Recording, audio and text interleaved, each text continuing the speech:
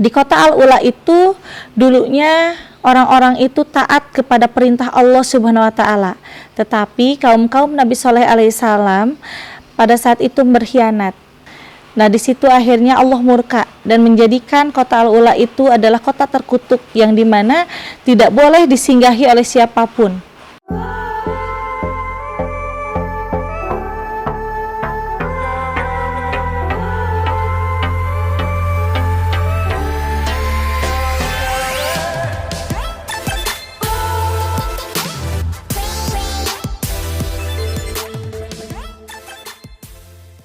Assalamualaikum warahmatullahi wabarakatuh. Jumpa lagi dengan saya Anggra Putri Tania, dan kali ini saya akan membahas tentang kota yang terkutuk yang tidak boleh dikunjungi oleh para nabi. Nah, sebelum kita lanjut, jangan lupa like, share, dan subscribe IMP Entertainment News Channel. Terima kasih.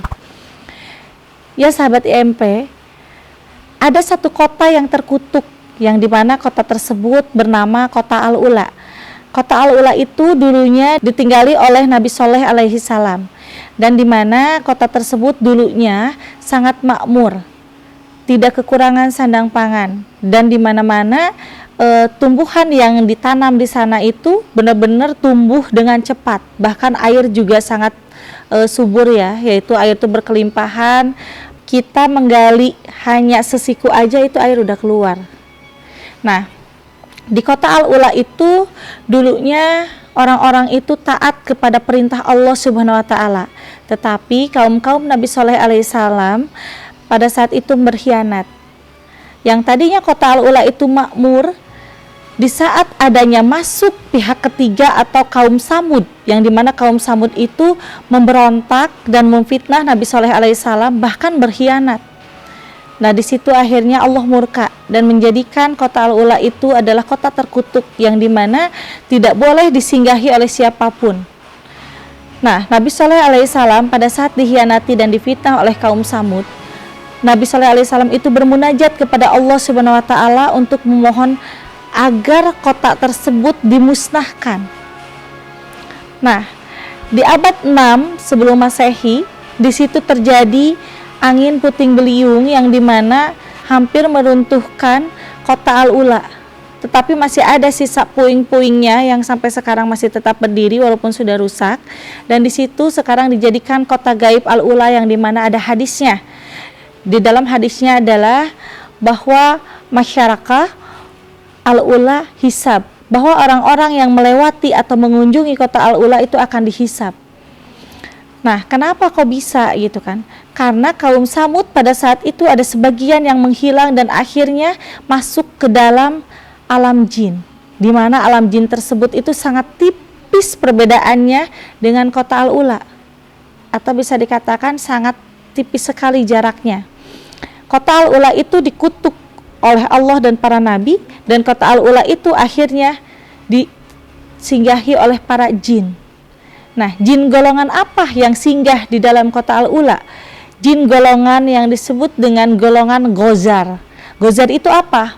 Gozar itu adalah jin-jin yang memberontak atau jin-jin yang memang bukan disebut kafir tetapi lebih dari kafir, yang disebut dengan Gozar.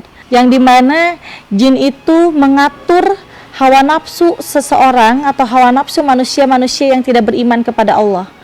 Maka dari itu tidak boleh ada orang yang mengunjungi kota Al-Ula, karena kalau misalkan ada yang mengunjungi kota Al-Ula, di situ orang soleh pun juga akan terhasut atau tergoda dengan rayuan jin itu, yang sampai pada akhirnya melakukanlah kemaksiatan, melakukanlah kesalahan, dan melakukan dosa-dosa besar yang dilarang oleh Allah Subhanahu wa taala. Walaupun sekarang kota Al-Ula itu dipakai jalan atau banyak sekali orang-orang yang lewat yang berdagang sutra, tetapi di situ tetap untuk orang muslim yang memang sejati, yang taat kepada perintah Allah, tetap tidak boleh melewati kota Al-Ula, walaupun sekarang kota Al-Ula itu dijadikan destinasi wisata.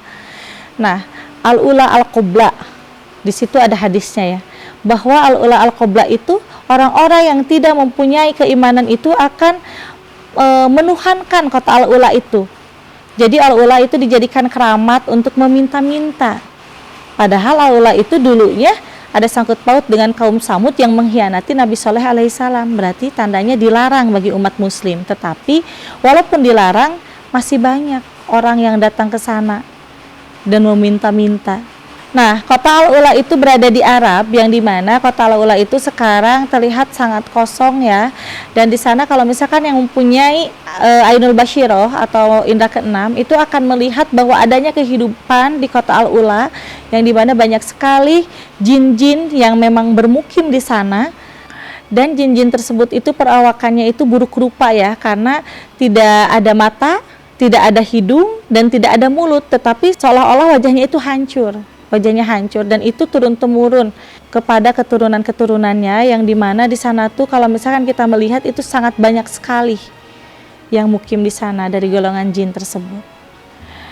Nah, di sana pun juga kan ada sumber mata air, yang dimana sumber mata air itu tidak pernah surut ya, karena air tersebut di zaman Nabi Shalih alaihissalam itu banyak menghidupi kota-kota lain dari kota Al-Ula itu. Tetapi sekarang air tersebut tidak boleh digunakan oleh umat muslim, karena kalau air tersebut digunakan oleh umat muslim itu akan ada dampak ke dalam dirinya. Dampaknya itu adalah akan hilang ingatan, dan di situ pun tidak akan bisa berpikir jernih, karena kota Al-Ula itu sudah dikuasai oleh para jin yang mukim di sana. Dan di kota Al-Ula itu ada hikmah yang dipetik oleh Nabi Shalih alaihissalam. Pada saat Nabi Shalih alaihissalam dihianati oleh kaum Samud, dan Nabi Shalih alaihissalam itu akhirnya hijrah pindah ke suatu tempat, yang dimana tempat barunya itu membawa kebaikan dan sangat banyak sekali hikmah yang didapat. Pada saat itu Nabi Shalih alaihissalam itu mempunyai banyak kaum ya, banyak umat di sana di kota Al-Ula.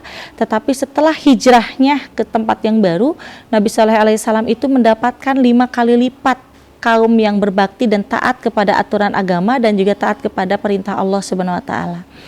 Jadi untuk kita semua yang dimana sudah tidak nyaman di suatu tempat, banyak sekali khianat, fitnah, ataupun juga cemoohan, alangkah lebih baiknya daripada kita berdiam diri, lebih baik kita berhijrah ke suatu tempat yang lebih baik, agar bisa mendapatkan hikmah dan juga mendapatkan hal-hal kebaikan untuk diri kita pribadi dan juga keluarga dan juga orang-orang terdekat. Nah, setelah Nabi Shalih alaihissalam meninggalkan kota Al-Ula, sebagian kaum Samud yang masih berdiri di sana itu mendapatkan ajab dan murka yang luar biasa dari Allah Subhanahu wa taala, sampai ada sebagian yang bertobat dan mengikuti Nabi Shalih alaihissalam dengan memohon ampunan kepada Allah dan melaksanakan taubatan nasuha. Dan kaum Samud tersebut yang ikut kepada Nabi Shalih alaihissalam mendapatkan makom atau gelar dari Allah yang disebut dengan Syaibah. Syaibah itu adalah orang yang disukai oleh Allah karena mau bertobat.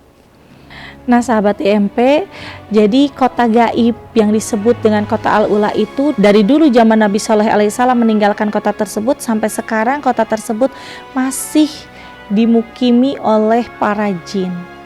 Jadi bagi siapapun yang lewat kota Al-Ula itu harus senantiasa menjaga wudhu dan perbanyak zikrullah agar tidak tergoda oleh rayuan-rayuan jin yang berada di kota Al-Ula.